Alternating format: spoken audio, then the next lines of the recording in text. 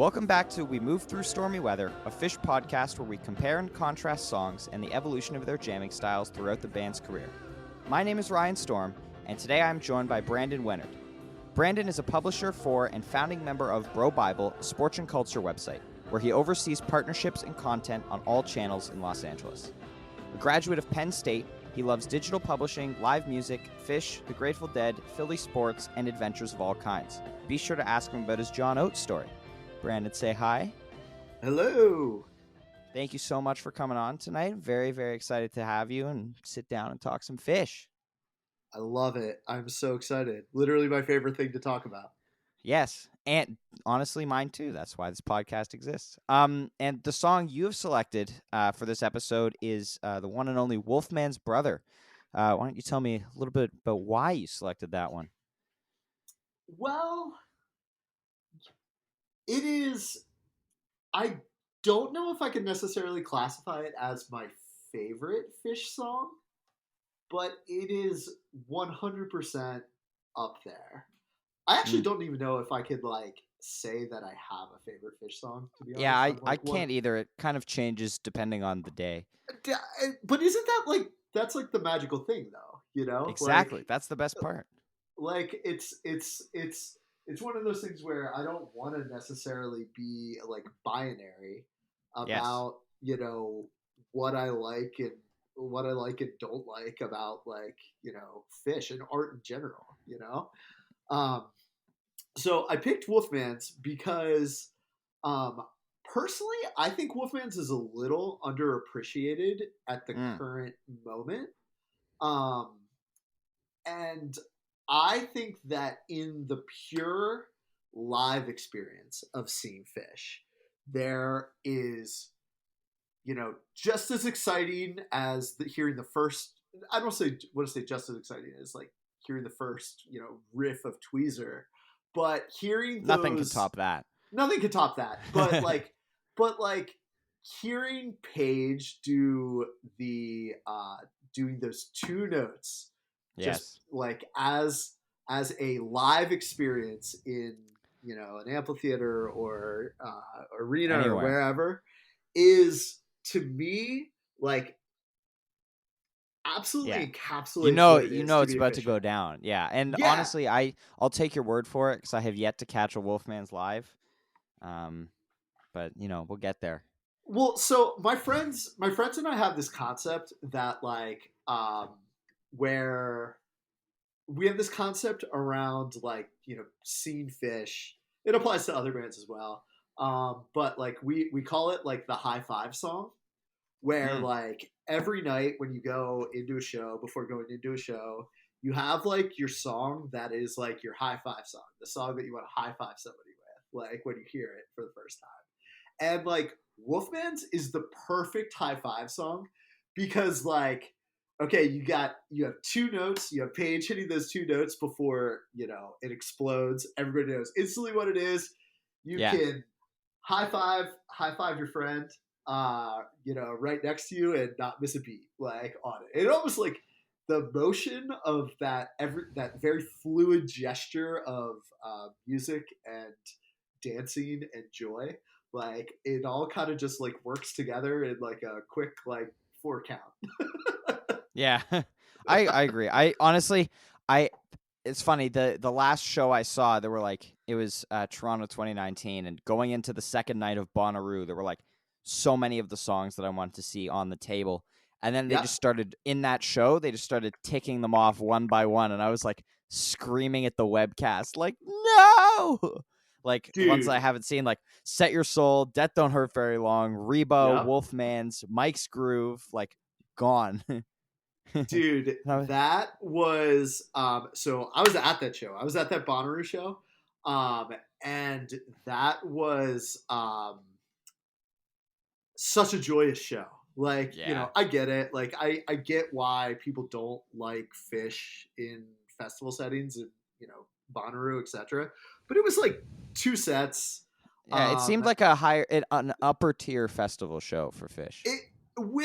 Without a doubt, it was such an awesome just such an awesome energy. And like the great thing about it from in the context of like the of a festival Hmm. was like it was the last thing essentially, so it was pretty cleared out.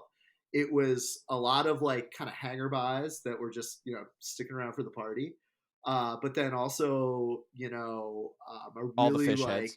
all the fish heads that were there. um I I loved it. I think like it was funny. I think like some people gave me like some flack about being as excited as I was about Sunday at Bonnaroo, but Oh, like I to love that show yeah, me too. Like from the it's like couch, you know. yeah, from But the this is couch. new. I've never gone on a pre-tangent before. This is pretty exciting. I'm sorry to go into it No, before, and I that's know that fine. I love it. I love it. But let's start diving into Wolfman's a little bit in a yes, second. Just first, before we do, how did you get into fish? How did you awesome get into them? question. So I got into fish as a very impressionable young Mm, teenager, um, who grew up in a household that was, really, really embraced and loved live music. Both of my parents are music teachers. oh, Um, that's awesome. my Yeah, my dad's a high school band director. My mom is a like elementary and middle school um, director, and now retired. But we grew up around. My brother and I both grew up around um, a lot, just around music. That's the only way that I could say it. Around music education. I should put it like that. So we saw a lot of shows growing up.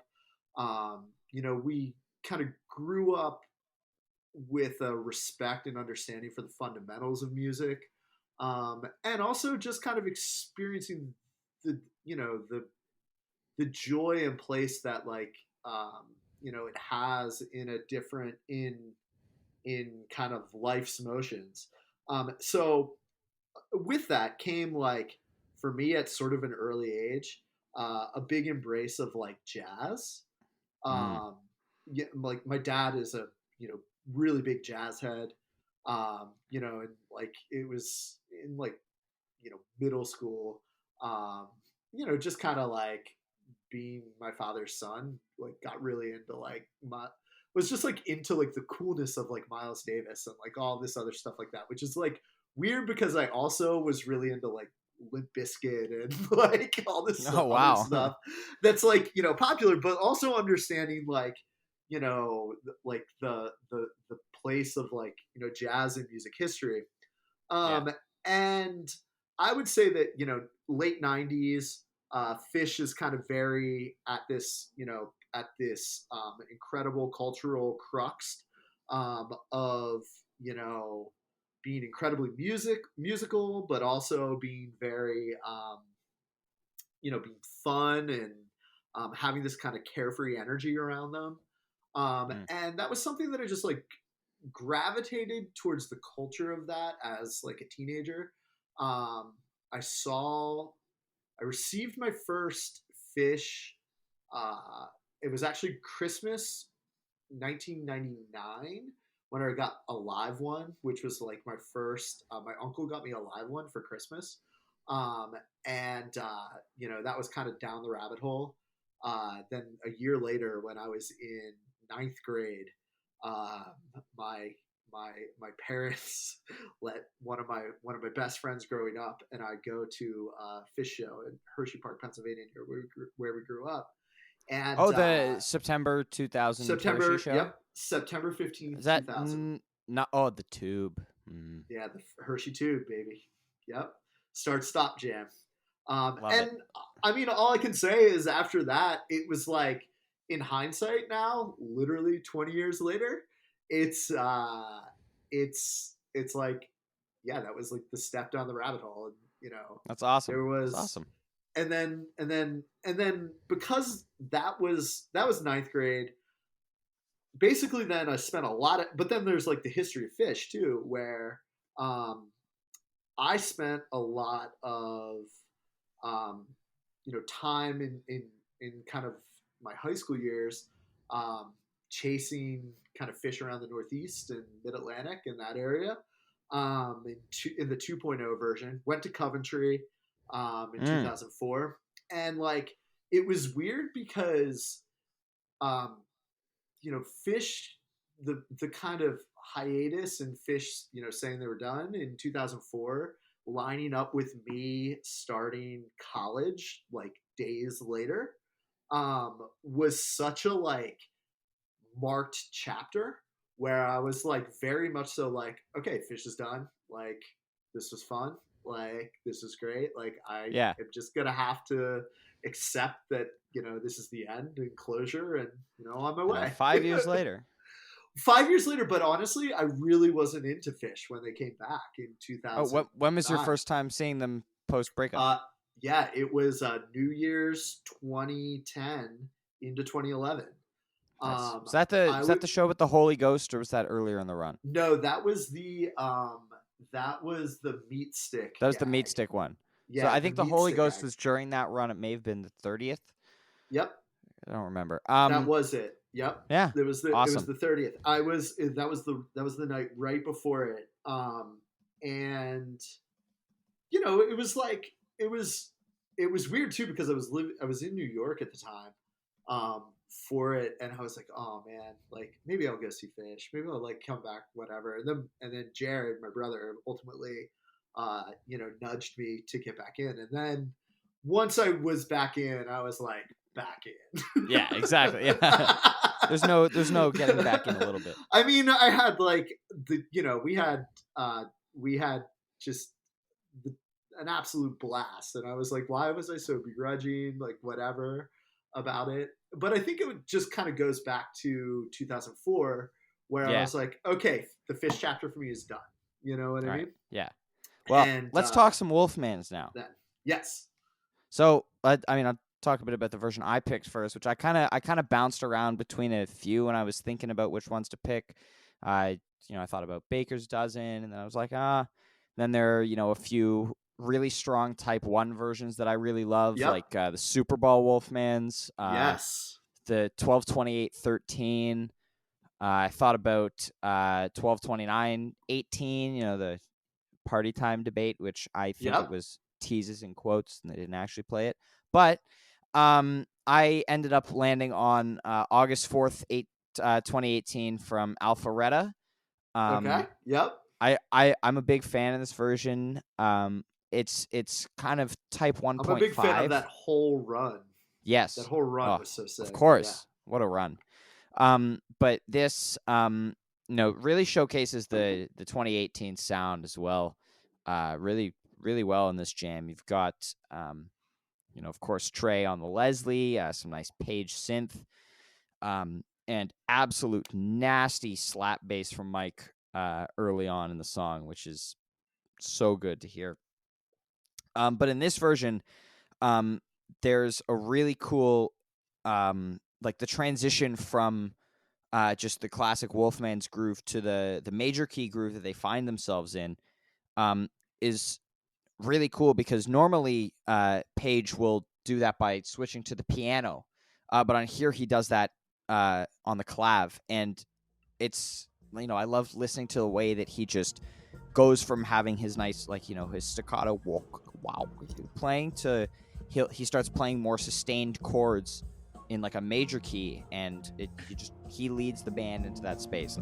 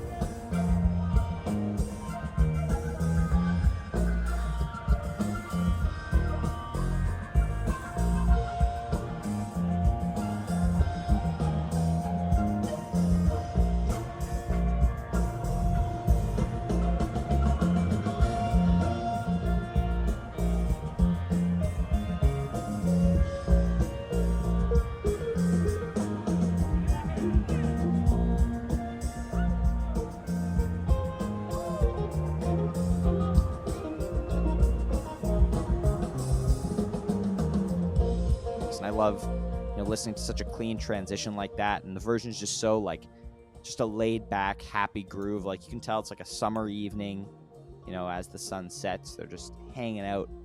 It's awesome. I just I love this version. What do you think of this one? Dude, it is I gotta be totally honest, because when you game changed on me today, I haven't been able to listen to it. Fair enough. Fair enough. I did do that pretty last minute. I think you should explain where to your listeners the context of where you initially started with. Yeah, so I originally started with, I picked the Baker's Dozen one because I was like, oh, that one's type 2. I've got to find some way to stack up against a 1.0 version. And then you messaged me earlier and you were like, man, you really picked the Baker's Dozen one? That like doesn't stack up at all. You were like, yeah, you're right. I'm gonna pick this one instead. So yeah. I switched a few hours ago.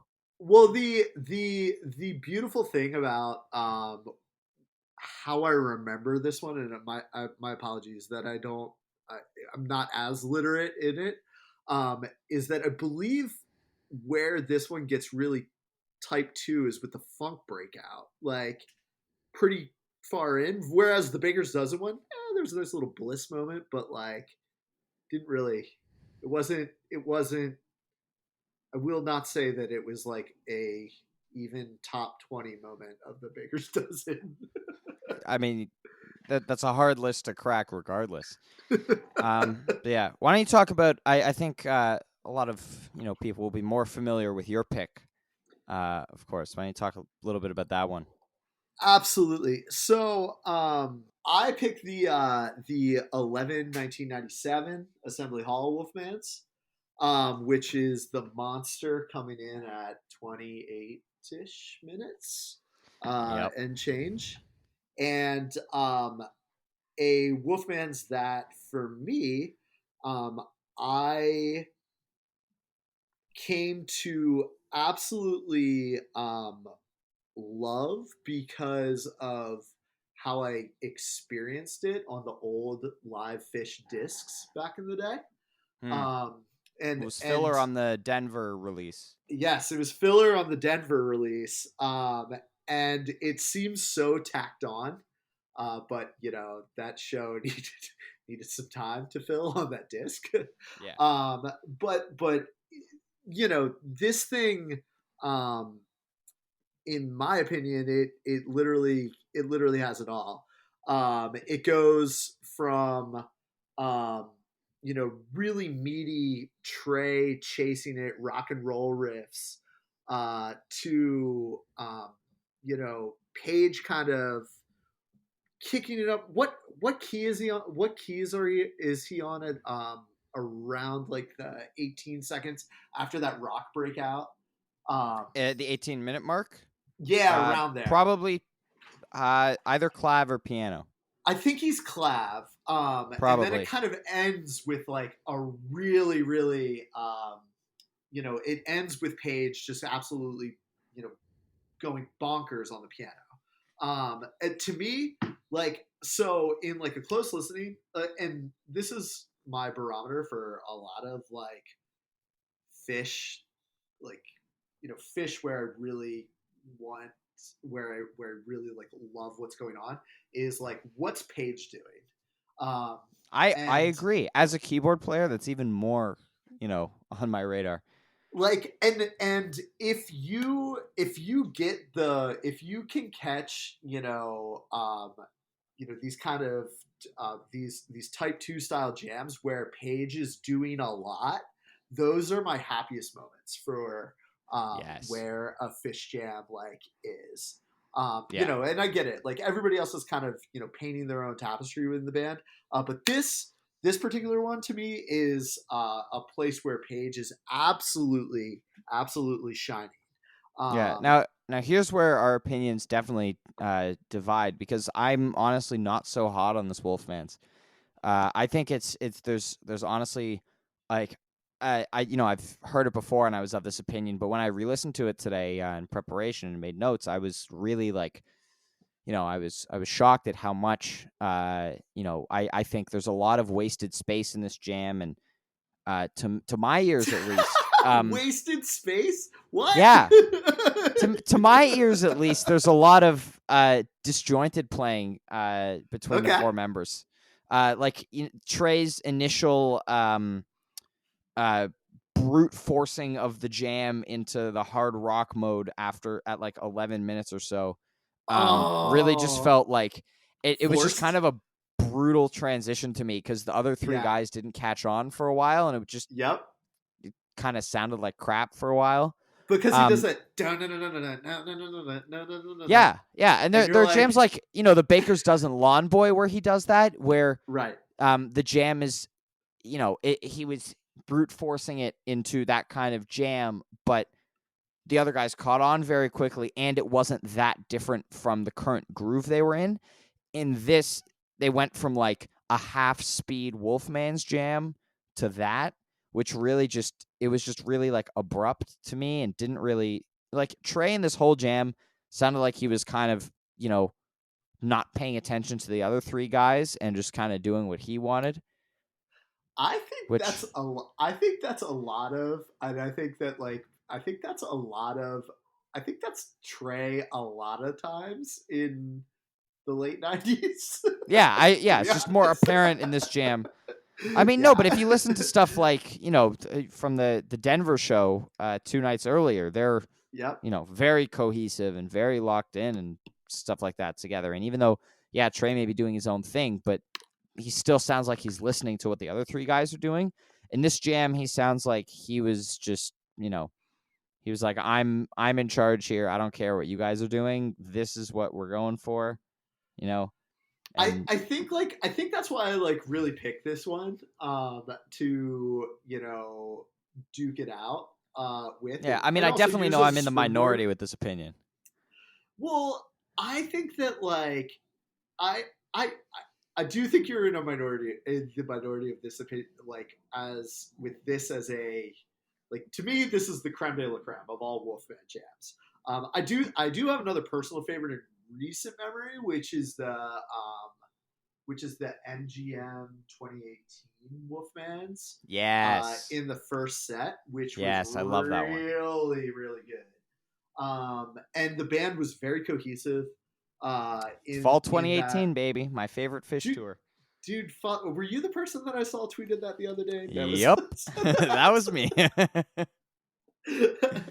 I start shit on Twitter all the time. I stray away from shit posting my favorite opinions like that. I do. I'm the kid who has bad opinions. That's my Twitter personality. No, but that was dude. I mean, Fall 2018 had some incredible moments of brilliance. Yes, it did. Like that. Where did I do that run? Nashville and Vegas. And Vegas and that Wolfman's jam was, kind of coming off of the, I don't want to call it a high, but coming off of like where Fish went the night before with Kazvat and everything. Oh, absolutely. It was a high. Yeah, it was like that Wolfman's was like a very like leveling in the moment and like a, kind of the feeling of multiple generations of like Fish happiness is my only way I can put it. It was just a great, I love it. Just an absolutely great jam and a really cool moment too. But not to go back to the 97 one. I think I understand what you're saying on the brute force brute force of Trey there. And yeah, Trey's like in rockstar mode hardcore. But where it ends in the last probably 7 minutes ish after the 20-minute mark, I feel like is just a very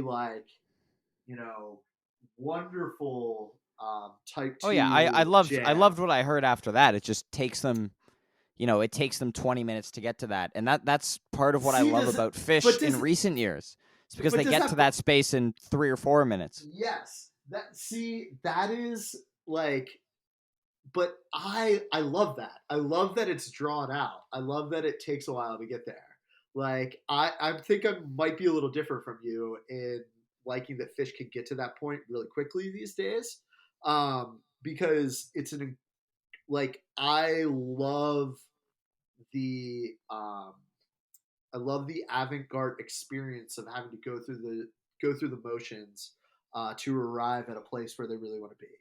Hmm. That to me is like musically is like a really interesting thing about the era of Fish where they could take Wolfman's 28 minutes and take a lot of like risks in it because they take those same risks now to get there quicker. But like I like the sloppy stuff. Like I like Interesting. that. Like to me, that's like part of the charm a little bit. Like dude, it's funny because you mentioned you're mentioning the Baker's Dozen. You mentioned the Baker's Dozen Wolfman. I listened to it last night a couple times, um, and I was like, okay, this is rough. Like, but then I was also listening to this one from Fall '97 again, and and like the same elements of roughness are there. I think they're always kind of there, with Hmm. Wolfman's. That's why this is a great song to talk about because like there's not really a perfect version of Wolfman's out there. Interesting. Yeah. One thing that struck me about the '97 versions, there's always everyone's criticizing, oh, they play so slowly nowadays, but the tempo of this one is so slow. Yes. Yeah. Well, dude, if you like Well, think yeah, they were about they were think digging into the grooves in the late '90s, especially dude I digging not into as the much as grooves. '97 as '99, but It, it's I think that's like a thing that is but like that's what's great about Wolfman's. It's kind of like I don't want to compare. I hate to compare a fish song to a dead song, but well, it sometimes you could got be, it. sometimes you got it. It could be Fish's Althea. Like Mm. you know I don't Elaborate. want to like. Have you ever heard like? Have you ever heard the versions of Althea where the dead rush it and you're like, this is kind of trash. It needs to be slow. No, Like, because I don't really listen to any Dead after the '70s. not So, okay. There are versions out there where like, dude, like up tempo Althea with the Dead to me is like trash, but where it's really slow and just this nice mellow thing. you're a Dead and Co Um, fan, huh? I am a Dead Co fan. The only one you will probably ever have on that stands Dead Co. But to me that's like a very like to me that's like an important thing about Wolfman's. Like if you listen to the Slip Stitch and Pass version, which I think was Europe '97 Yeah, it was. ish, I want to say March 1st, '97 in March 1st Germany. '97. Cool, yeah.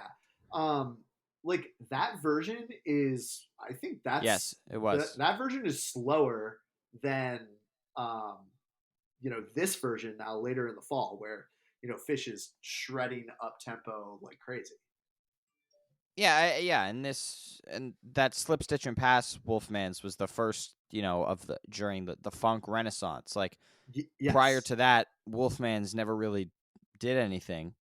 So I think Um, that like this kind of comes back to my reason for why I chose Wolfman's too, mhm. is a little bit because of the Slip Stitch and Pass version. Because that was like in the early the early aughts, um, that was like the probably the first way that I experienced Wolfman's in a really as like a listener in a really high quality uh, format. So I was really into like trading discs and everything like that, like back in the day.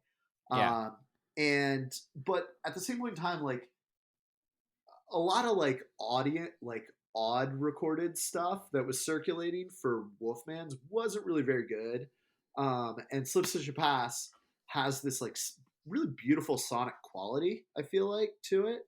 I agree. It just got released on Spotify like a week ago, and so I Oh, listened to it, and dude, yeah, it's there's something about and I I'm sure Brad Sands or Shapiro or somebody like that would know. But like, there's something about how they captured the audio in that room and then remastered it. That is Yeah, you hear the same absolutely kind of thing beautiful. with the Ventura 97 and 98 shows. It has that same Yep. kind of Yep. insane sound quality.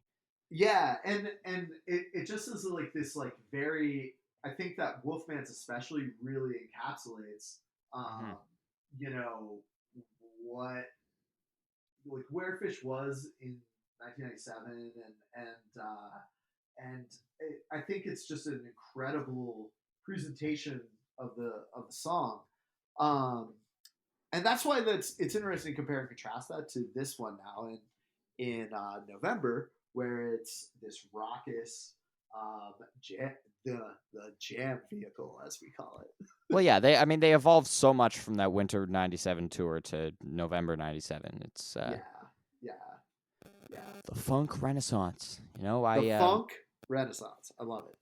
Yeah, and it's cool listening to, some of the Wolfmans from one comes to mind that I listened to recently, the 12/1/95 version. Mm-hmm. Where it's like like what you hear now at the beginning of Wolfman's jams, with like the vocal scatting over the Wolfman's Yeah. brother, and they kind of do that for a couple of minutes and then wrap up the song. And Well, it's that's how. interesting. Oh, sorry. I'm sorry to Yeah, interrupt. no, that's how it was played back then, because Yeah. they weren't really funky yet. Same with No. 2001 was 4 minutes, Well, and like I always think that like the studio version of Wolfman's on Hoist does all of that. Like yeah. there's that like strange like you know vocalizations. I can't remember who. I don't know how that worked. I remember vaguely reading about it from someone. Um, I don't know who the vocals. I it's a should know who the female vocals voice, were. right? Yeah, yeah. I mean, I know the Tower of Power horns were on it, but Yes. I don't remember who the vocalists were, and I should. It's Um, I think that's like really fascinating because like I like this is one of the things that I like love Alison about Krauss. Alison Krauss. I knew that. I knew it was somebody really cool. That's awesome. She's the Yeah. best. That's so cool. Um I'm so fascinated by Hoist because I because I think that I think that had to be a very special time for uh Fish as a band, for the members of Fish as a band, where they, you know, like I always, this is a weird thing that I do, but like I like to think about artists around where they are in their life when they're creating art. And like Hoist is at this incredible era where they've been around for 10 years, like playing music. They're just starting to really like crack at making it big. They come out here to Los Angeles to record this this album with Elektra, and are kind of riding the endorphins that come with like a record deal and everything like that. And Yeah. like they don't really know. Like I have to imagine that in doing that, they they didn't see the next 10 years. They definitely didn't see the next like 20 years, Well, 30 years. look at. I mean, You 10 years know. after 10 years after that was 10 years after Hoist was Coventry. Yeah, So exactly. 10 years after that was Coventry, and like that was when like band. I think one of the things that like people sometimes miss is that like bands are like organizations, and yeah, organizations are not easy to run. Like at the end of the day, the reason why you know um, like the incredible music that happens when four people are together is obviously the product of like that organization. But like when Hoist was made, it was with such an incredible optimism of like, okay, we're going to get to where we want to go. We're going to get to where we want to go. And like that's so cool. And I think that disc just like captured. I think the songs on that disc like capture that. And I think Wolfman's is a part of that spirit of Mm-hmm. what all of that looks like, and other songs on Hoist that from the Hoist era that then started rolling out in 94, 95, and then starting to really feel like they had a big presence in 96 and 97, like Split Open and Melt and everything like that. Like, I just think it's like cool to see like the inception, um, the kind of growing up, and then the maturity of a song like that. Yeah, for sure. For sure. And yeah, I want to. One thing I want to note about your version is at just before the 17-minute mark, Trey adopts an extremely 2.0 sounding tone, which was really interesting to me. I was taken aback. I was like, wait, what year am I listening to? Because Yeah, it sounded yeah. identical to his like late 2003 tone, Is that when for sure. he has like? I might be mixing this up with the Beggar's Dozen one, but there's like a little bit of like it almost sounds like a tube screamer type of like tone applying, or am I mixing that up? No, that would be the Comet amps that he was using starting in 2017. Awesome, awesome. Okay, Yeah, cool. back in '97, he was still just using the Fender Deluxe Reverb. Dude, Um, that's a cool sound. it is. Yeah. Which one, the Comet or the Fender? The Fender. Yes. Yeah. I love Trey's late '90s tone. Dude, Trey's 1999 tone is one of my favorite things.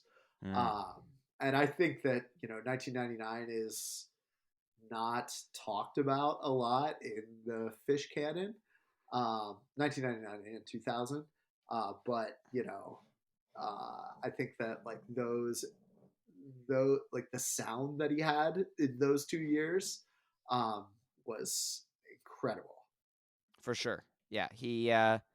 Great tone. His tone in those 2 years was like I imagine is like liquid fire kind of thing. Yeah, that's a cool It way of was. putting it. Yeah. Every time I listen to it, I'm like, man, like that's a guitar tone. Yeah, and also like the evolution of I think like he was getting very comfortable with like the idea of like ambience and Oh yeah. and like especially in 1999 and Well, 2001 I like think this jam is a good yep, indication of where they were going to move in the where they're next gonna couple of move it. years, and Yep.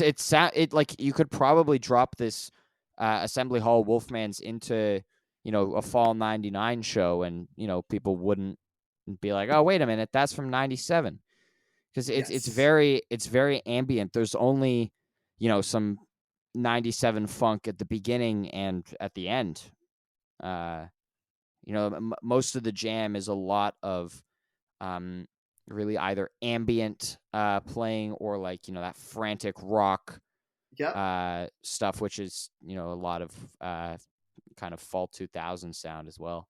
I So like that though. I love that what it had to be like to be in that room, like yeah, I mean at any of after those fall '97 at shows. any of those fall 97 shows, exactly. Like, and that's like such a fascinating thing too, because you know if you were on tour, uh and you were at, and you were getting something, if you were getting a 28-minute Wolfman's after in this like chunk of time where you're also getting a lot of like funk, like you kind of have to appreciate the subtlety of like not willing of them not willing to really like go where they had already been with other songs. Does that make sense? Yeah, and Like that in was coming off the of a cadence of it. 17-minute 2001.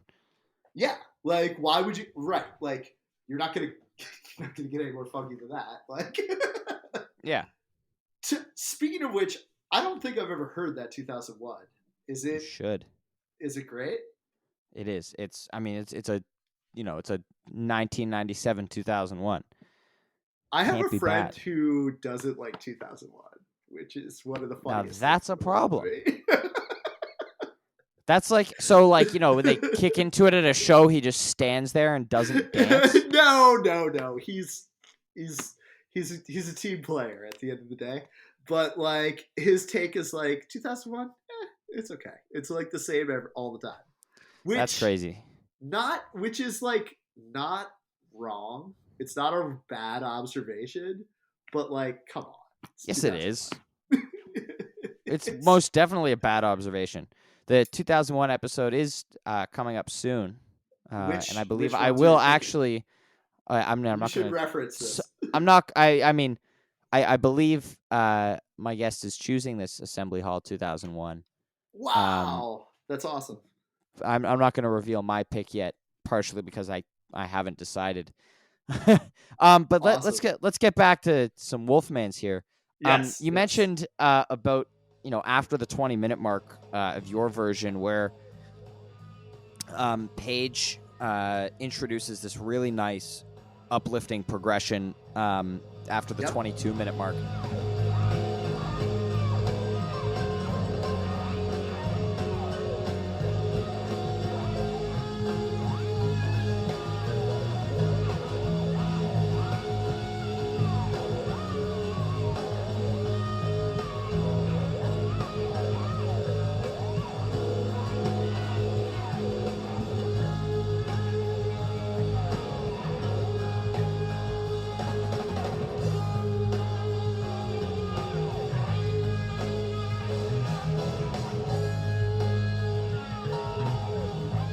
I think that's one of the only similarities between our two versions that we picked is this kind of uplifting passage that they hit. Obviously, they do it for longer in my version because, 2018, got to have the long extended Bliss Jam. Yeah. But I kind of like looking at the differences with which they approach said Bliss Jam. Because this one has Paige starting it and Trey's playing these like crazy screaming notes on top of it. Yeah. And I noted in my notes that Trey's playing still seemed a little bit off to me. And it's very short lived. Like I have under a minute into a funk groove from that happening in the version I picked. Trey's Bliss soloing for 3-4 minutes, and it's a very different kind of jam. It's a very mellow and laid back for most of it until just after the 10.5-minute mark where Trey finally starts to bring the intensity up towards peak. And it's really cool listening to the way that he as a guitarist approaches them, because in the 1997 one, as I mentioned, he's just kind of like screeching around, like playing what he wants. And in the 2018 version, he's doing this very melodic, very uplifting soloing with the other three guys. And it's cool to, as we mentioned before, not only listen to, the song, but how the four band members are listening to each other and playing off each other differently, 21 years later. I love it. I don't know what you want me to say on that. That was an incredible observation. Thank you. I try. I wish I could add an extra layer of commentary to how you so perfectly presented that. That was beautiful. Thank you. I do. One thing I also want to note about your version is that I think I heard Mike almost tease Wipeout at 17 minutes and 40 seconds. I did not catch that. It's not a noted tease, and I don't think he actually plays the bass line, but he plays a very similar bass line to it. It's probably going to end up like the passing through tease I tried to get recorded in the Halloween 2018 Tweezer, where Mike just plays a lick that is very similar to the passing through bass line. And according to Scott Marks and Charlie Dirksen, that does not count as a tease. That is not a tease. So, but there is a little bit of a cross-eyed tease in this one, though. Ooh, where? I didn't hear that. Towards the beginning, it's like in that rock and roll in the rock section, just very, very, very subtly. I don't think that's noted either, is it? Yeah, it's just a very, very, very quick one. It's noted though. Oh yeah, yeah. There we go. Well, there we go. I'm surprised I didn't. I'm surprised I didn't catch that one. Well, there we go. Dude, but this was the era of '90s teases where like It was quick. they were quick. they weren't if gonna they you weren't didn't gonna hear it, it like was they were gone. yeah, exactly. And also, David was catching them like crazy at that time at those Yeah, times. no kidding. Shout out to David Steinberg. Love that guy. Um, yeah, that's it's cool to listen to the difference in teasing as well because yeah, of course. I mean, Trey was playing a lot more notes and a lot faster than he does now, so it was definitely a lot easier to miss the tease, especially in the kind of like. I mean, I know the phrase is used in a very different context most of the time, but like wall of sound jamming, where Yes. to me, not as in the Grateful Dead sound system, as in just like it's kind of like a wall of noise. Like I imagine like a big wave just like going like, Yep. Yep. which happens multiple times in this jam. I was thinking of So that. how do it's so funny that like I it's funny to me because I use the phrase wall of sound a lot when I describe fish improvisation to other music heads who aren't into fish. Interesting. Um, how you are probably you would know very well like how technically how would you define that like from a musical perspective like Oh, I using I mean it's like just like the kind the of the the same way as noise type 2 jamming. yeah but Well, like it's what would you it's call it's that definitely. I don't think there's a technical term for it. It's just kind of Trey dicking around with his pedals and stuff to create noise. Which yeah was, I mean, it was a lot more prevalent in like 1995 than it was here. And that's kind of what characterized the mid '90s jamming, with stuff like Bowie and uh, Split Open and Melt, and yeah the big tweezers and stuff, and yeah Stash.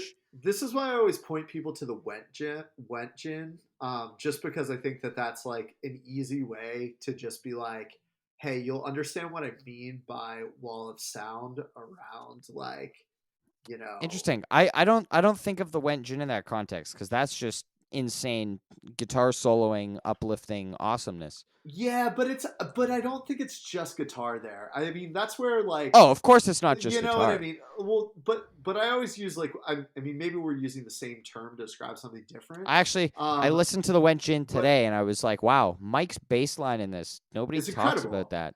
It's yeah ridiculous. because like look like I think of it as like a moment of like I consider wall of sound to be a moment of like musical alchemy where there's like uh four incredible things going on at the same time but you digest it as one like and your kind of ear hears it almost as Mm. one even though it's not I like um I like that use of the phrase as well a lot. yeah and like to me that's like how I would I describe kind of like what a wall of sound is where like okay when you're on when you're at Dick's or like front and center at a fish show and there's a lot of things going on the stage but all you really are able to see from your vantage point is what you're hearing that to me is like what I would that synthesis that your brain's doing is what I would call like the wall of sound of it. Which Yeah, I that's awesome. fish. Yeah. That's the fish experience in a nutshell. Yeah, I mean it's when they go from being four guys on a stage to one brain. Yes, exactly. Which I mean this 1997 was kind of the first emergence of us seeing that, them going from, four quarters to one whole, yeah. uh, with the groove and the funk and Do you think like whatnot. this is kind of fun for us to talk about as people that didn't experience it? But do you think there were people that were like pissed Oh, like that absolutely. about that, like at the time? I mean, Probably. I've read in books and on fish.net and stuff that, people complained in every era of Fish. There were people in the Yeah. early 90s that were like, wow, I miss the 80s, Like, Fish fans have They're a not knack for complaining about everything the band does. they're not they're not giving me Gamehenge every show. Like Mark what? my words, in 20 years people will be heralding fall 2018 a lot more than they do now. Um I love but it. What do yeah, you what people are your favorite shows of fall 2018, if you don't mind me asking? well, before I will, but I just want to say one Yeah. more thing about that point about them playing. I know people were, they had problems with the fact that the band was sitting on a funk groove for 20 minutes, which, I mean, that's my main complaint about the late 90s is that a lot of the jams waste a lot of time on the same thing. And Yep. of course, that funk groove is phenomenal, but something like the December 1999 Sands that are, a type 1 sand for 18 minutes, um, just gets a little bit boring to me after a while. And Yep. that's one of the things I love so much about Fish in recent years is that they'll, get on that idea. They'll stay on that idea for a few minutes. Then they'll move on to something new and fresh and keep going. But so my favorite fall 2018 shows, probably my favorite show of the tour is probably Vegas Night 3, the Mercury Night. Yeah. Great Um, night. talked about that in episode 4 as well. That show is a perfect Fish show to me. And I mean, I was at Chicago nights 2 and 3, Yep. which were awesome. Chicago Night 1's one of my favorite shows from the tour. There's just every show, almost every show has a distinct highlight. Albany Night 2 being the exception that doesn't have a real standout moment, but it's a very well played show and there's some great flow, I think, especially in the second set. But like Albany Night 1's got that fantastic 20 years later. Yep. Hampton Night 1 has the golden age. Hampton Night 2 has a fantastic tweezer. Hampton Night 3, simple. Nashville Night 1 has that Mike's Ghost to open the second set. And who doesn't love a full set spanning Mike's Groove? Oh. That's the so magic. Sick. Yeah.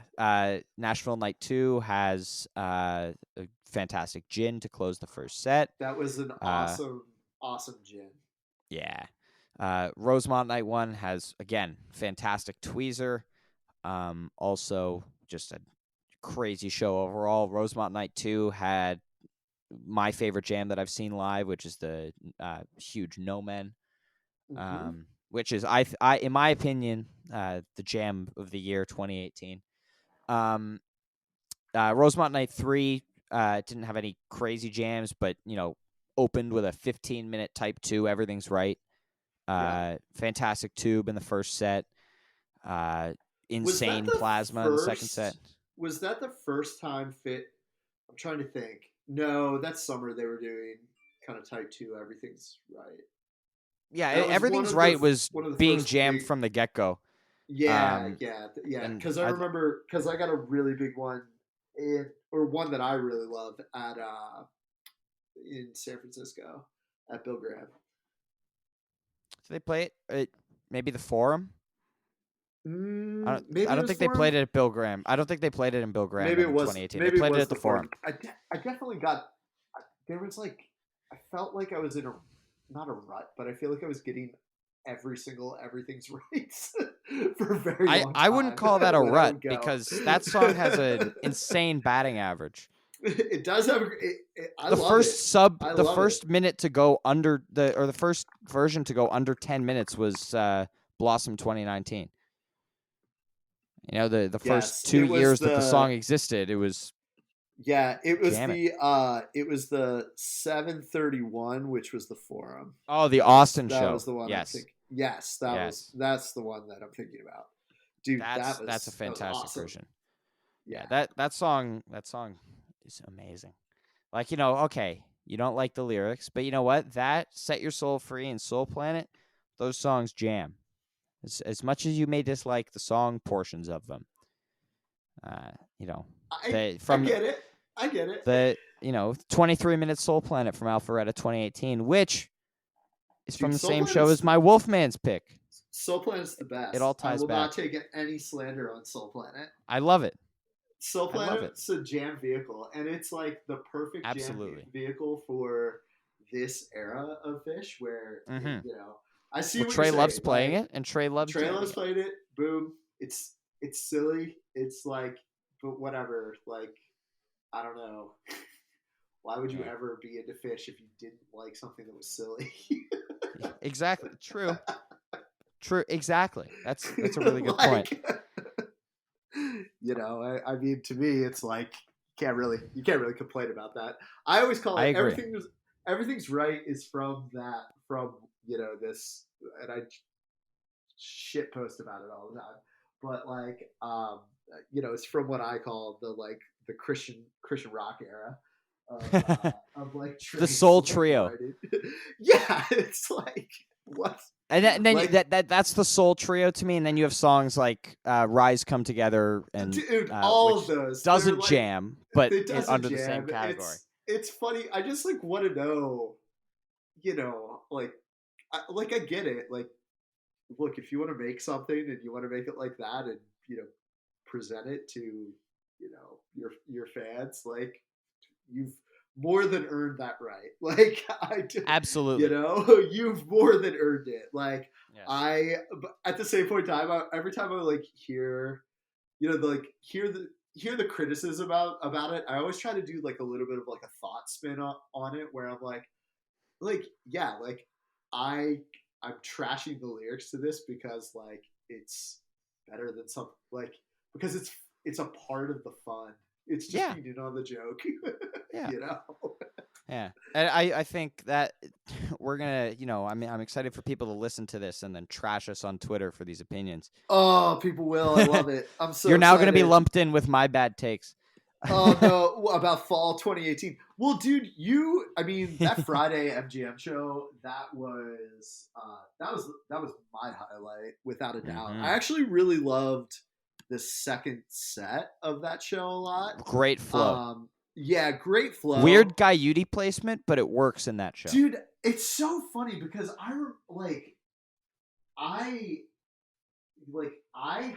loved Gaiuti there in that room. I understand why, like, maybe if you're like streaming at home, whatever, it like felt a little weird.